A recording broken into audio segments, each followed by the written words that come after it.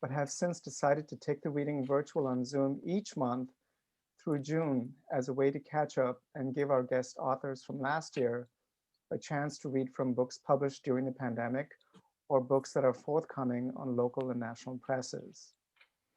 So again, we welcome you back to our first reading of 2021 and are very pleased today to present authors Riva Leher, who will read from her memoir, Golem Girl, poet Mike Puican, reading from Central Air, and fiction author Emily Gray Tedrowe, who will read from her novel, The Talented Miss Farwell. They will go in that order. Without further ado, let's get this evening going and enjoy the warm time together. Hope you're all cozy with your beverage of choice. We'd like to ask that you please stay muted during the readings, especially when with phones going off in the back. And one final note, at the end of the readings, you're welcome to stick around to chat further with the authors, ask questions, or just chat in general. We'll end the session about 30 minutes later or whenever, but you can leave at any time that you want. And now, let me hand it over to Betsy Haberl to introduce our first reader. Thank you, Iggy. It's great to be back. It feels pretty normal, actually, doesn't it? It's like lovely to see everyone here in my basement. So I have the pleasure to introduce Riva Leher, who I've known for about 1.5 years now, and she's delightful, and I'm reading her book right now, and it's amazing. I hope you all go buy it if you haven't already. So Riva Leher is an artist, writer, curator, who focuses on the socially challenged body. She is best known for her representations of people whose physical embodiment, sexuality, or gender identity have long been stigmatized. Riva's work has been seen in venues including the National Portrait Gallery of the Smithsonian, Yale University, the United Nations, the National Museum of Women in the Arts in Washington, D.C., all over the Chicago Cultural Center and the State of Illinois Museum. She's on the faculty at the School of the Art Institute of Chicago and an instructor in the Medical Humanities Department of Northwestern University. Her memoir, Golem Girl, was published last October by the One World imprint of Penguin Random House, and she has just been named as a finalist for the National Books Critics Circle Award, which is a huge honor, so congrats. So I'm gonna turn it over to you, Riva. Thank you so much for being here. Oh gosh, thank you everybody. This, when you're doing anything long, you have to try and locate people a little bit in the narrative. Yes, reading glasses, they exist. So this is a memoir. It's also the story of the history of disability culture, especially in Chicago, and of my studio career. I'm reading from the first part of the book, which is about my childhood. And in this section, this chapter is called House of Wax, and I am 10 years old. It is Hanukkah, and here we go. Can everyone hear me okay? Yeah, is everyone muted? Because I think I hear some background noise. It might be my very loud apartment building. I'm right near the elevator, so it's going to Okay, no, it wasn't you. Okay, thanks. Okay, all right. At dinner, Dad wore a fresh white shirt and an unspotted tie. Talk about your Hanukkah miracles. While Mom had on the fancy new dress she'd made the week before. I'd been in my bedroom rereading Little Women. I was Joe. No, I was Beth, dying in poetry. When I heard the snip, snip whir coming from the den, I wandered out to see Mom bent over the table, pinning filmy pieces of a butterick pattern to a bolt of orange brocade. Hey, what's that? Is it for me? Go look. I picked up the pattern envelope on which an emaciated model vamped in an evening gown, though the label said size 16. Mom said, just the thing for your Christmas pageant.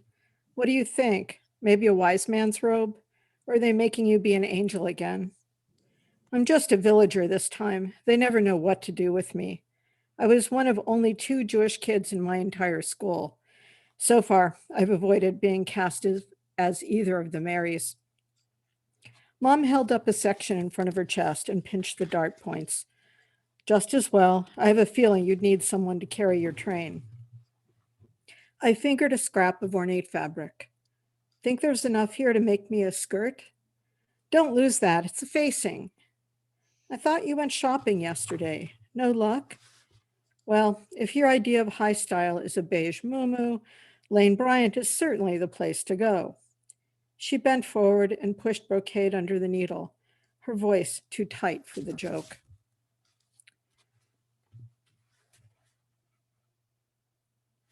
My mother had wanted to be a fashion designer. There's a little stuff here about how her parents had wanted her to go to pharmacy school, and she got out of it by flash blinding herself for 6 months. Okay, so now, the dresses that my mother made were beautifully cut and daringly, anti-Bryantly colorful, graced with embroidery on the collar, tiny jewels at the neck, lace, velvet trim at the sleeves and hem.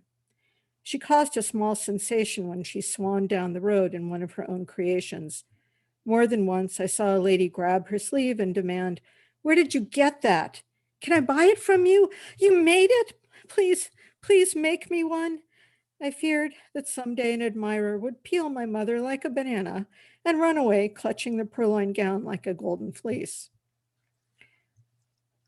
I thought that my mother was very beautiful, but it was hard for her to feel that way. Grandma Fanny had sown landmines along that road years ago. When it came to Mom's weight, Grandma's fuse was permanently lit. My God, Carol, I'm surprised your husband hasn't left you already. You look like a chazar. How can you even leave the house? After one of Fanny's pep talks, Mom wouldn't come out of her bedroom for days. Yet I suspect that if Carol had been pretty in the same way that Fanny was, Fanny would never have forgiven her for that either. Mom set the menorah on the table and draped her hair with a cloth. She lit the first night candle with a shamus candle, and we prayed, Vitzivanu lahalik ner shel Chanukah, Amen. Rivulets of pastel wax crept down the arms of the menorah. We passed around the brown kugel, the amber bowls of matzo ball soup, the brisket, the tzimmus, an edible museum of Jewish culture. When dessert was reduced to microscopic flakes, our parents took pity and said, "Okay, kids," whereupon we bolted to the living room and clawed at the gift wrap like uncaged Vildachayas. The small packages were for the first night. Hefty eighth night gifts waited at the far end of the couch. I already knew what was inside my big package. For years, I've been given the same 2-foot by 1-foot box. I was 5 when I got my first Chatty Cathy doll. She'd seemed so big that she could have been my unbending sister, blonde and blue as apple pie. Cathy could talk if I pulled a cord out of the back of her neck. "Will you play with me? Let's change my dress. Please brush my hair." All verbatim. "Where are we going? I'm hungry. Carry me. I hurt myself. I love you. Tell me a story." Cathy sounded like a child gargling hot glue. Like me, Cathy went away for repair, not to Children's, but to the doll hospital downtown. Cathy's voice box was actually a tiny record player mounted inside her chest, easily broken during even the mildly vigorous play. The girl had cardiac issues, hence the succession of new Cathys. I demanded to be taken to see the doll hospital. I was so disappointed that it was just a tiny storefront on Elm Street with hundreds of dolls wedged inside its dusty glass cases. When I was little, Mom had sewn us matching outfits: Mommy dress, Riva dress, Cathy dress, cut from the same bolt of cloth. Now that I was 10, Mom and Grandma had begun buying me A-line shifts that hid my spine. I didn't feel safe. I just felt sad. My dolls had stopped being my companions and become excuses to make elaborate dollhouses instead. castles made of appliance cartons with Morton salt turrets and corduroy carpeting cut from the scraps of my trousers. I was better at loving those houses than loving my perfect pink dolls. Thank you.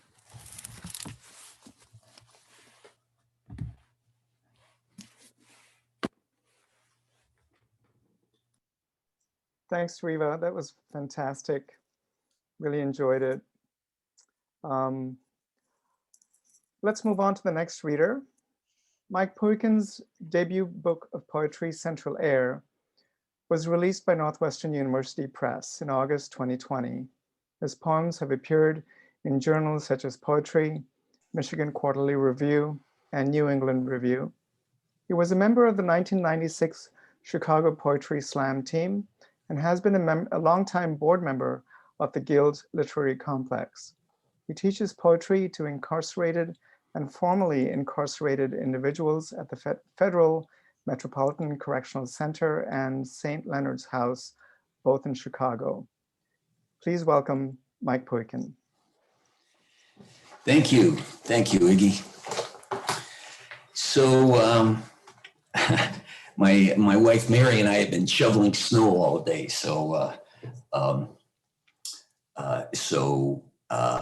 this is a nice break from all of that. I'm going to start out with a poem that is the first poem of my book. As Ignatius said, it is Central Air. I just happen to have a copy right here. It's available from any place that you buy your books from, except Amazon. Well, actually it is in Amazon, but don't buy it in Amazon. Go to an independent bookstore and buy it and support your independent bookstores.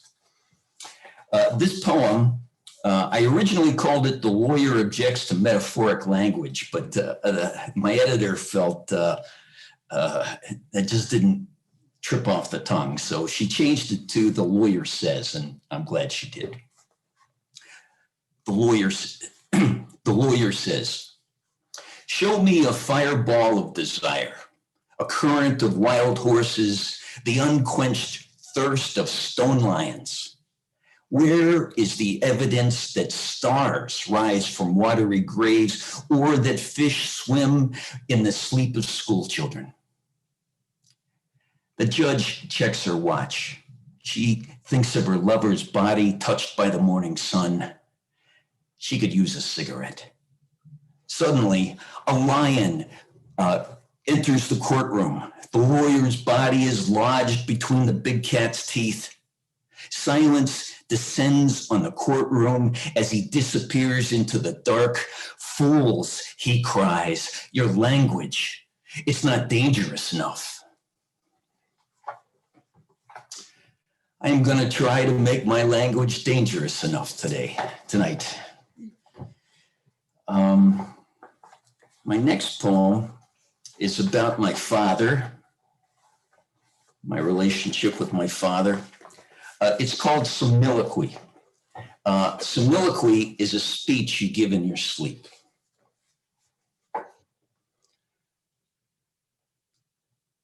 Each morning, my father disappeared like the moon. Then he returned in time for prayers before bed. The soul reaches toward its wildness.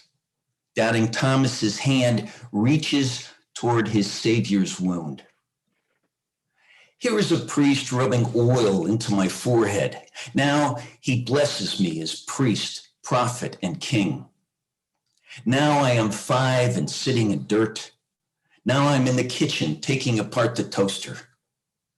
Then one day I ask myself, am I really the change, driving 20 miles to work each workday before dawn? I hear a choir of angels sing as the elevator door opens to my father's nursing care floor. Here is my dad teaching me to change a water pump. He holds the water pump. I tighten the bolts. The first chill of winter fills the garage. Yesterday, I used a sawzall to open a wall. I worked slowly so the nails didn't pop through the drywall. Today at my window, I watch believers file into Sunday Mass.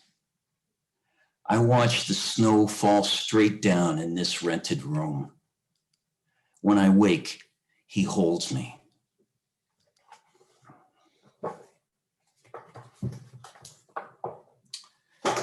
So, thank you. My book came out in August, Central Air, but I have done some writing since then. And as anyone who's had a book come out, you say, I'm working on my second book. I'm working on my next book. So that's what this is, toward my next manuscript, whenever that would be.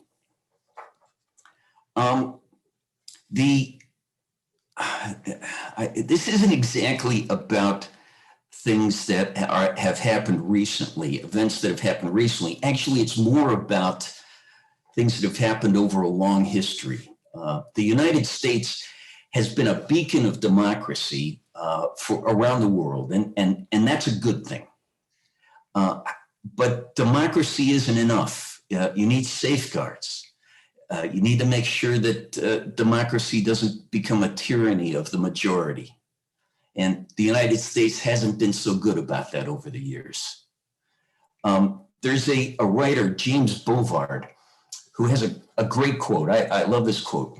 He said, "Democracy must be something more than two wolves and a sheep voting on what to have for dinner."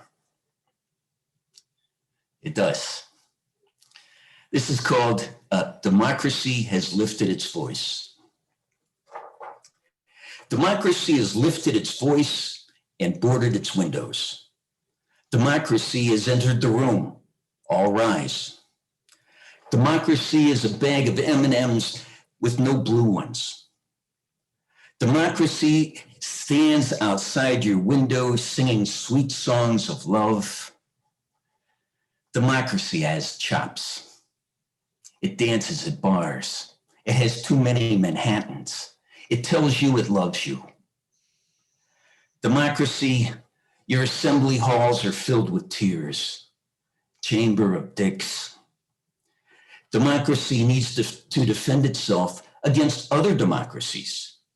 Mexican democracies, Philippine democracies, Benin and Botswanian democracies, not to mention those pesky local democracies with stockpiles of semi-automatic weapons and home baked goods.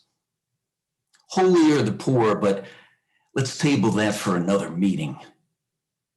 Democracy is outside your door blowing leaves off your lawn. So tell me, what other way can we settle this argument? Oh, the dogs liked it.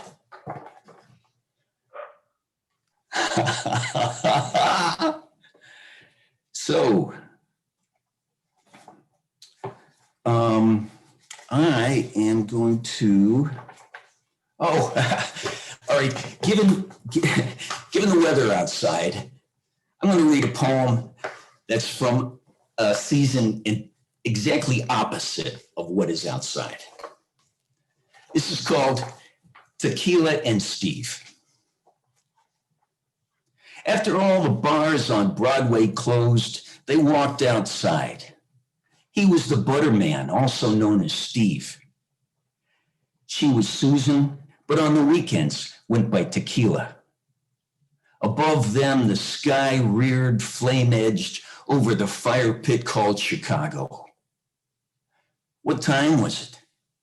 It was Saturday, and the heat had just begun to arrive. As they walked, he felt his heart sprint on ahead.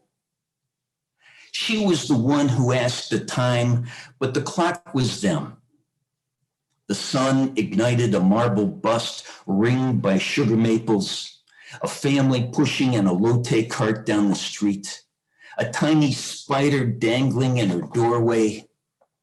In her kitchen, a pan sizzled with oil, while faint notes rose from a piano downstairs. The sense of fried eggs and just cut lilacs filled the air, while the back of her neck and a can of beer created a near perfect tranquility.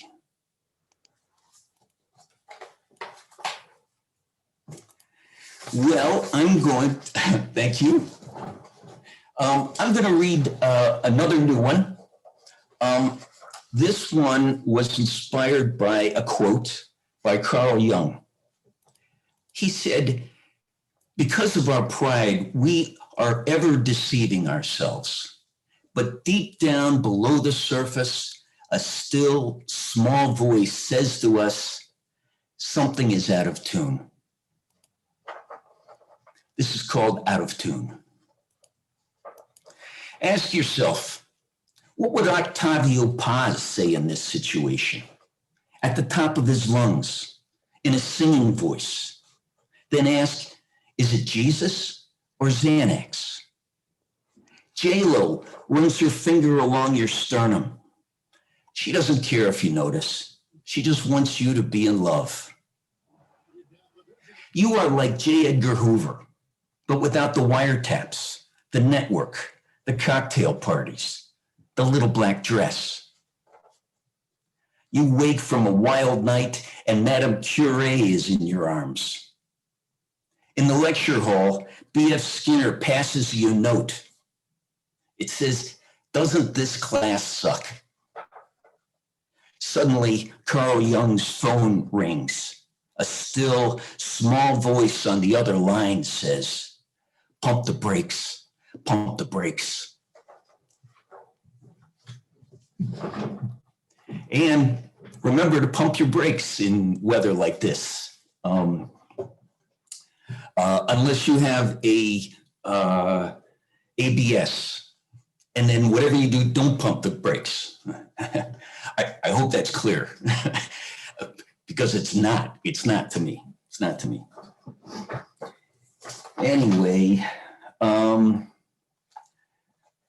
going to do one more poem. Oh, but before, I just want to thank Ignatius, Natalia, and Betsy for the dedication that they've had putting on excellent Sunday Salon reading series for years. It's really a top-notch series. I try to catch it whenever I can and have been going for years. And I am so glad you guys are back in business. So thank you for that.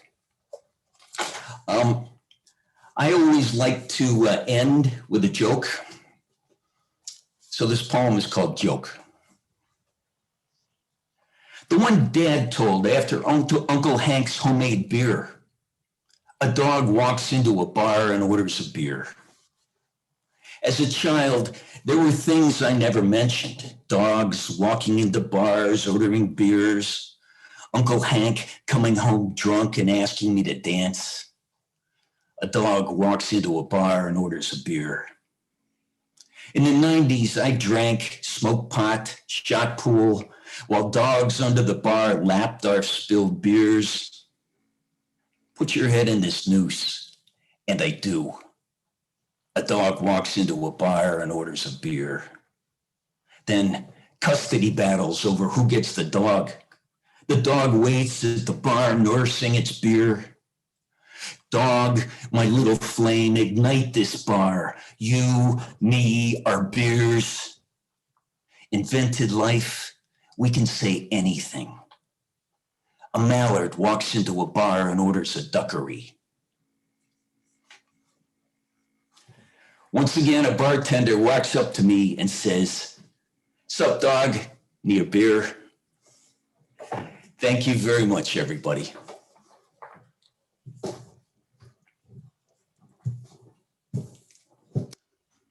Thanks, Mike.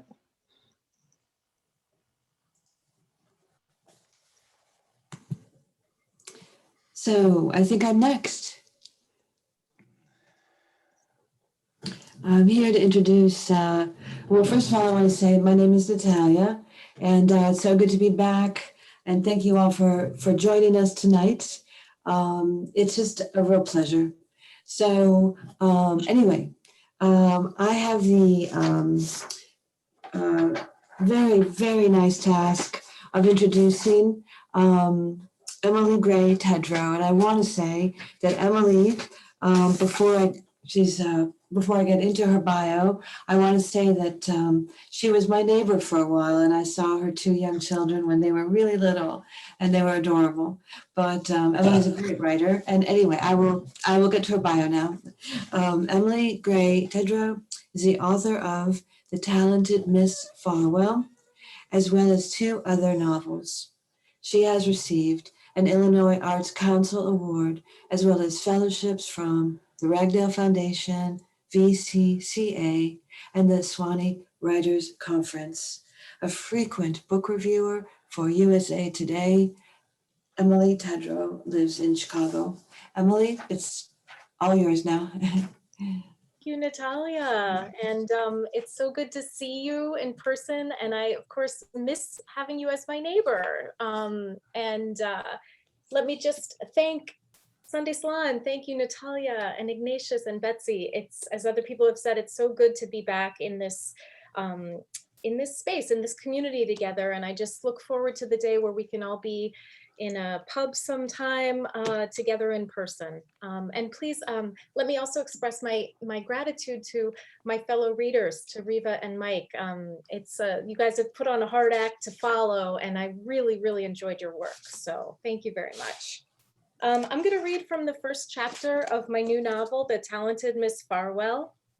You Chicago area folks might remember the story of a woman in Dixon, Illinois, who embezzled $50 million over 20 years. I heard a report about it on NPR, shut off the radio, and knew that this was my next novel. So it is very loosely inspired by that, but I think I take it in my own direction. So anyway, here is from chapter 1 of The Talented Miss Farwell. Can everyone hear me okay? Okay. Pearson, Illinois, 1979.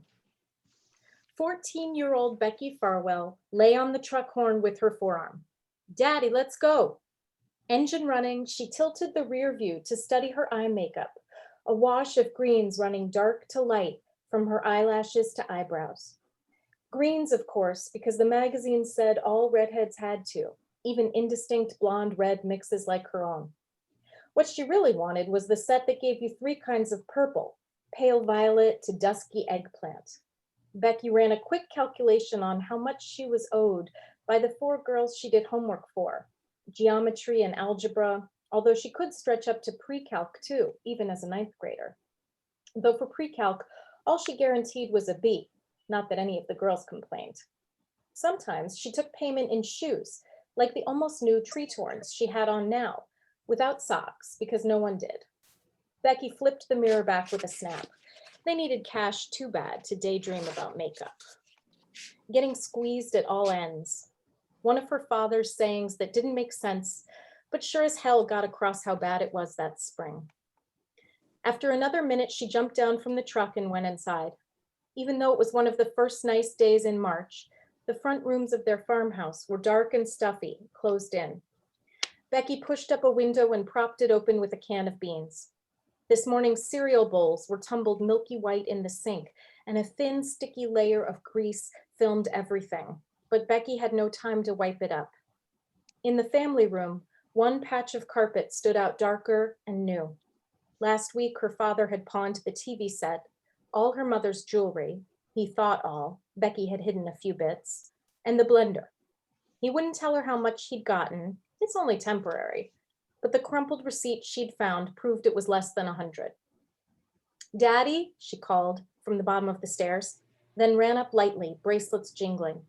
Have you not even showered?" For there he was, her bear-like father, curled on his side in bed. His silver hair mashed down low over his forehead, perspiration speckling his nose. Stomach flu, but there was no time for it. A buyer was driving in from Rockford, and her father was supposed to meet him at noon. "You said just turn on the engine. Daddy, it's already..." He groaned and threw a hand over his eyes. "Show him the drills, the light track air seeder. Make sure he sees that one. And the spreaders, even if he says he don't..." "I can't..." Becky looked wildly around the room. "How am I supposed to..." "Tell him not the Massey's or any John Deere. You can walk him back by the 2 Vicons, he'll want those, but say no. Just drills, that's our deal. Give me an hour, most. I just need to, oh God. He bolted from bed to bathroom, old terry cloth robe flying, and Becky fled before she could hear anything. On the highway, Becky knew exactly when and where to twirl the dials for music, sometimes switching from WXTV to WMMR and back again in the space of a single song. Why wouldn't they play anything other than Crystal Gale, for Christ's sake, or Kenny Rogers? She kept both hands tight on the wheel and eyes locked on the road lines, never went a fraction over 45 miles an hour, not that their old truck wanted to. Nobody passing on I-50 gave a ninth grader a second look, but she knew what to do if she was pulled over. Start to cry right away, say that her boyfriend had got dead drunk and she'd been scared and she was going straight home, swear to God, and she never would again, officer, promise. Won't save me a ticket, but might keep them from arresting me, her father mused when he told her how to say it. It was 2 exits, 1 roundabout, and 4 lights from the farmhouse to the showroom, and she sweated through each one. Worst part was the left turn across traffic into the showroom driveway. Becky hung there forever, blinker on, foot hovering between brake and gas. Eventually, she made herself go, eyes half closed in the turn, and bumped down the gravelly gully. Jesus, Jesus, Jesus, thank you. One other truck idled in their small lot facing the road. Shit, they were already here. Becky hopped out and let down the tailgate. She could only carry 2 boxes, would have to come back for the rest. Hello, she called. The Traskers ran their own farming equipment store outside Rockford and were here to buy up inventory as cheap as they could get it, then turn around and sell it at markup, a profit too ugly to think about. Vultures, her father said, with a show of cheer, picking us dry. They all did it. A few years ago, he had been the one to drive out to Minter's to sort through what was left. We'll get it back, he kept telling Becky, in the summer. He used to say, in the spring. Before that, it'll pick up in fall. Good afternoon, Becky sang out to the 2 men getting slowly out of the truck, a father and son it looked like. She'd never opened the showroom on her own before, but had helped her father dozens of times. She unlocked the doors and used the boxes to prop them open, ran ahead to the fuse box and hit the lights for the office and front section, where the harvesters were proudly parked in a neat row on the diagonal. I'll put the coffee on, she called back, staying ahead where they couldn't see her. Or there's sodas in back. Dad'll be here any minute. The sun was kind of cute. Becky took off her cotton pullover and checked to see if she'd sweated rings on her tank top. She should go sit in the office, she knew, in that lit up, glassed-in box where invoices and catalogs were stacked up, spilling across the desk, the chairs, the metal file. But instead she tracked the men, admiring the curls poking out from under the son's cap. Becky fluffed her bangs and was so busy working on something clever she could say to him that the older man's sudden presence made her jump. There you are, he said low. Short and burly, bald head like a crop circle. Becky caught a whiff of minted chewing tobacco. He said to show you the cedars. They're just over, yeah, show me. He grabbed her elbow and pulled her toward him. Becky grunted in surprise. Oh, shush, he said. And the combination of his tone, don't be silly, and her fear that the son might see or hear her being silly, kept her quiet, even as he groped her breasts and ass, quick and rough, under the cover of the dark aisle full of pipe lengths and electrical cords. In less than a minute, it was over. She was pushed away with a friendly sort of thump on the back, and the man turned the corner alone, calling to his son, "This the only Cultipacker, or do they have any better brands?" Later, when her father had arrived and taken the man and son into his office, Becky watched through the glass. The son sat down before her father did. Her dad's heartiness, his larger gestures, the other man's crossed arms and unresponsive back, Becky had to look away. For a long time, she sat on a stack of wood pallets, picking at a scab on her ankle. A creaky old fan spun slowly up by the dusty rafters.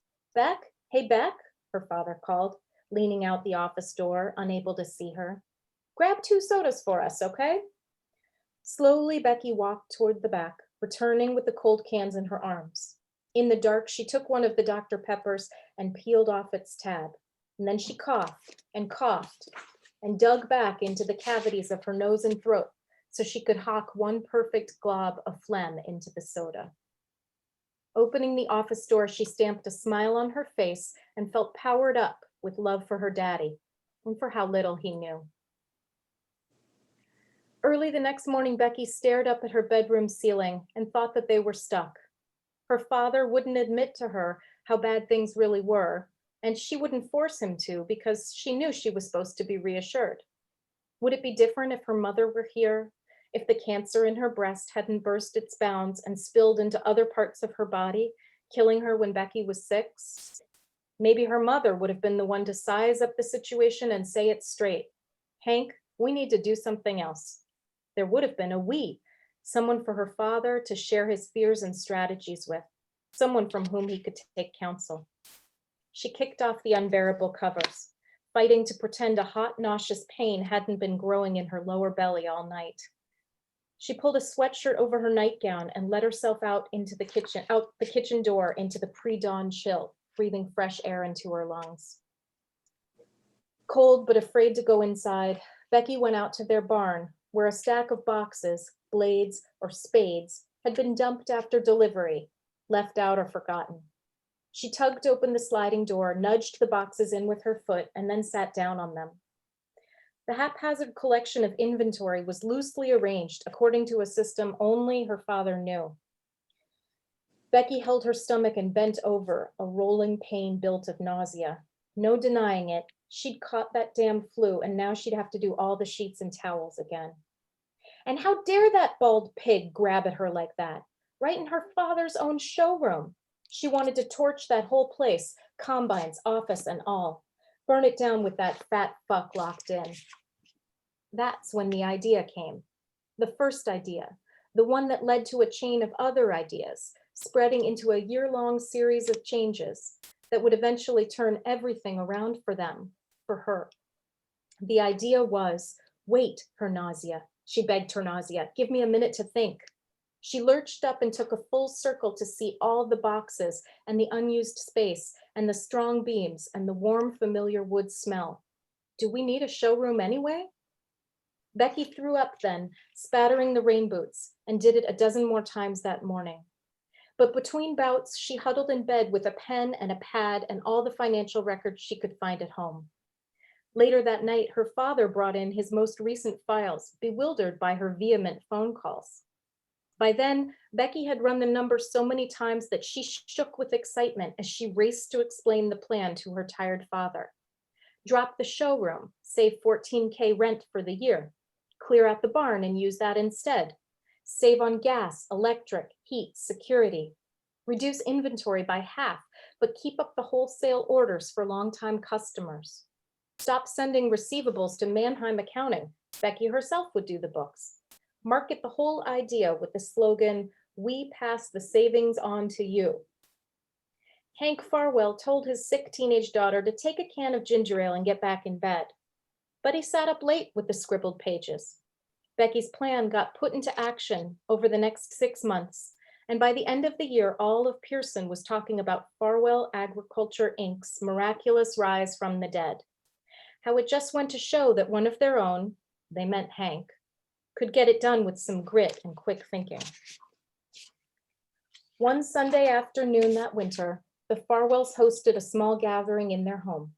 The local Rotary Club, after snubbing Hank for years, had welcomed him back into the fold after the business made its 180. Several men now called up to a week ahead to make sure he would attend the next meeting. That Sunday, the first time Hank hosted, the men entered the property under Hank's new plastic sheet sign flapping in the night wind against two 14-foot metal poles. "We pass the savings on to you." They went by stakes, marking out a barn extension for smaller handheld tools. The winter had been cold but dry. The men hardly had any snow to knock off their boots before finding seats in Hank's warmly lit living room, with its new TV set and new double-paned storm windows. It was the unspoken custom for the host's wife to provide coffee and some kind of sweet, a nut cake usually, and then to immediately withdraw. The men fell quiet when Becky brought in the tray. Later, They would all become accustomed to her at every business meeting or social event or club date that had to do with agribusiness in the county. They'd hardly remember a time before she was a part of it all. On that first night at the Farwells, though, the men fell silent and uneasy, one by one, as Becky put down the tray, then pulled up a chair and sat down. They glanced at Hank, who acted as if it was nothing strange. Becky regarded them all kindly, stirred her mug, and smiled politely. Then she said, "Thank you for coming. Ready to begin?" I'm going to stop there. Thank you all so much.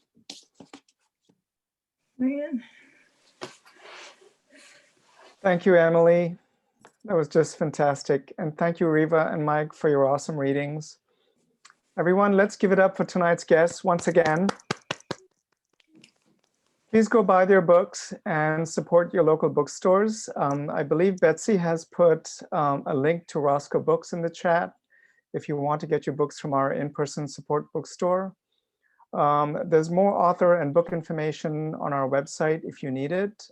There's also a link to Sunday Salon in the chat. Our next Sunday Salon event will take place on February the 28th at 6 p.m. So please mark your calendars for our guests, fiction author Rachel Swearingen, poets John McCarthy, Gabriella Fee, and Dora Malik. So cheers, everybody. It's good to see you all. And thanks for supporting Sunday Salon. We love you. And so good to be here with you. We always have a good time. So stick around if you want to ask questions or just have a chat. Thanks again.